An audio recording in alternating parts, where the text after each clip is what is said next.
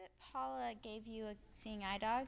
She did. She actually she gifted me a seeing eye dog from Guide Dogs of America, and it was very generous of her. She actually bypassed a 5-year waiting period. Most people wait 5 years before they can go through training for these dogs, and I haven't had a chance to go through the training process yet. It's about a 30-day process, and I've been touring and traveling and working on my new CD and working on a book, and so it's a little hard to find time right now, but they're holding it for me, and it's definitely a decision I'm going to make in the near future. Okay. And so I was also wondering, with your book, what's kind of the premise of the book? Is it more of a biography?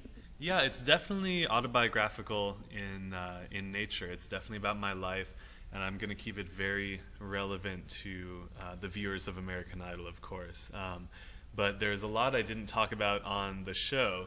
The blindness was obvious, and I've talked a little bit about that on the show and since the show. But I didn't want all of my challenges to weigh into the voting. I just wanted people to vote for me based on my music and my voice and my musicality and arranging and all of that. And so after the show was over, I thought it was a great time to bring some other things up, and I broke this story on Regis and Kelly, actually, but I dealt with kidney failure for several years and went through dialysis and a successful kidney transplant. And there's all these other things. It's undiagnosed to this day, but different challenges in the past that people don't know about that made it really meaningful for me to be on that stage every night. I remember a time in my life when I literally couldn't sit and play and sing at the piano, and so to be on the show and then to be on tour through 52 arenas across the U.S. and Canada was just amazing for me to have my life back like that. Okay, and so what was your most memorable moment on American Idol? I think my most memorable moment was the first time I got to play piano on stage. I remember it was Michael Jackson week. I played "Keep the Faith," which is one of the songs of his I really fell in love with, and it had a great message, had a great melody. I was able to arrange it in a different way, kind of give it the Scott MacIntyre spin, and it was the first time they brought a huge grand piano out on stage for me, and I remember that was the moment I was really waiting for throughout the whole competition. Because I'm a singer-songwriter. I write all my own music on my CDs, and a lot of it's piano based. It's kind of along the lines of Gavin DeGraw, John Mayer, Bruce Hornsby, Vanessa Carlton. A lot of those people are pianists, and that was huge for me. I'd never think I would have auditioned if they hadn't allowed instruments on the show. Okay, so if you could write a song or do a duet, tour with anyone, who would it be? There's a couple people. I would love to do a duet live or on an album with John Mayer at some point.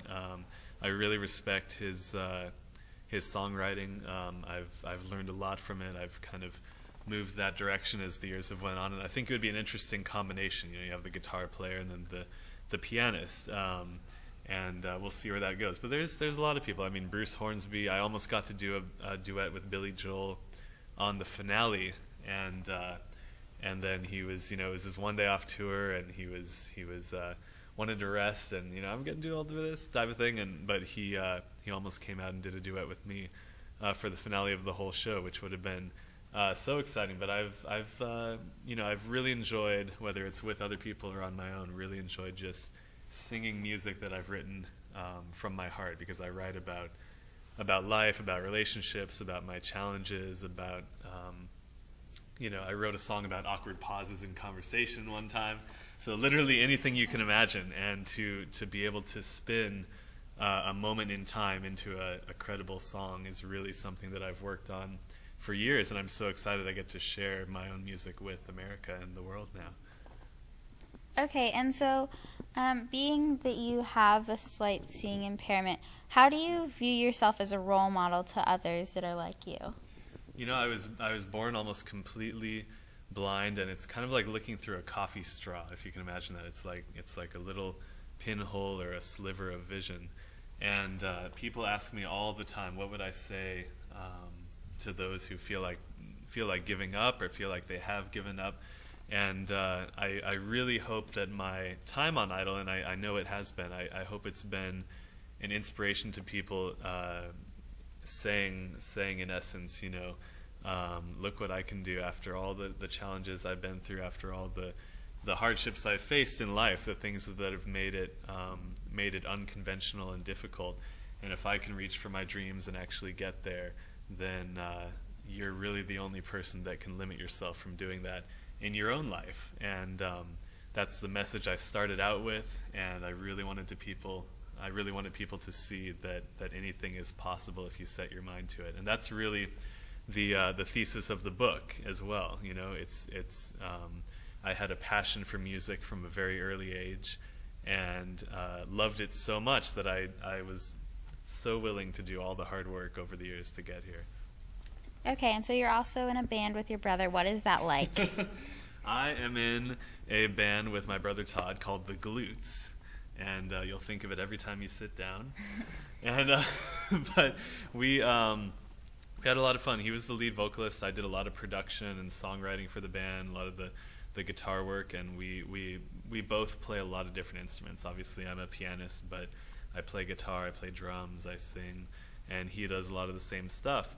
And our concept with the Glutes was just a fun, upbeat band, and the music that I wrote for the Glutes is actually very different than Billy Joel, Bruce Hornsby, Vanessa Carlton, all those people. It was actually kind of punk pop, punk rock music in the vein of Blink-182 and Jimmy Eat World and Yellow Card and all these punk bands.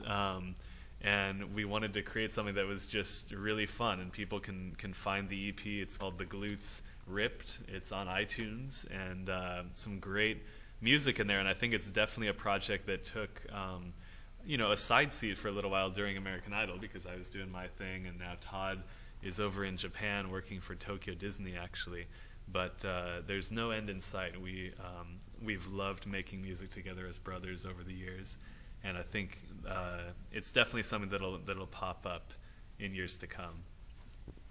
Okay, and so also, where do you find your courage to perform? I started performing very early on in life, and it was before I ever thought about this is really scary, or what are these people going to think of me? And then as I got older and older, I realized and turned 24, I realized this actually is very scary.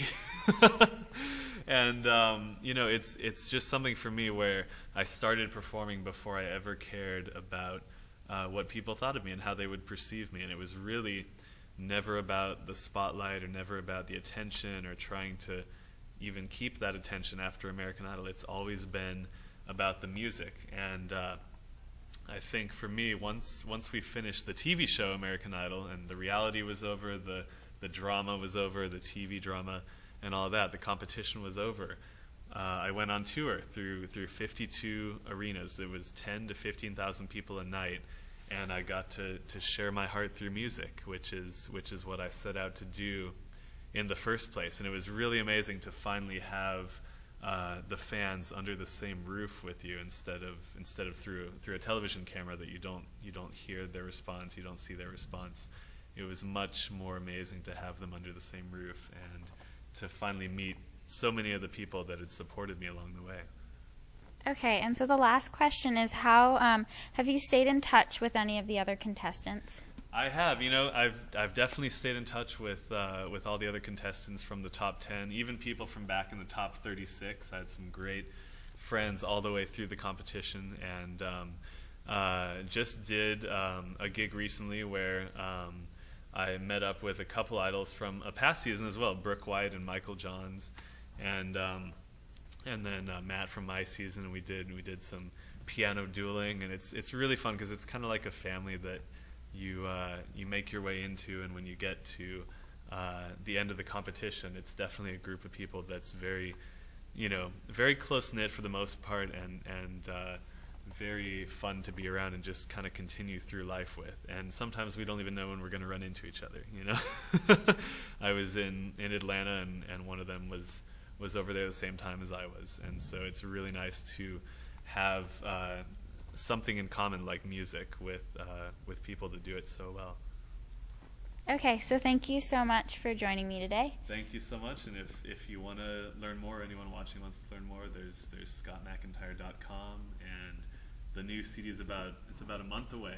I'm really excited about it. It's called View from Above, but it's all original music, and I'll be announcing the book as well. So there's a lot of exciting stuff to come.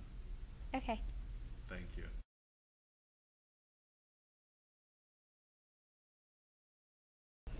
Thank you, Scott, for joining me today. Thank you so much for having me.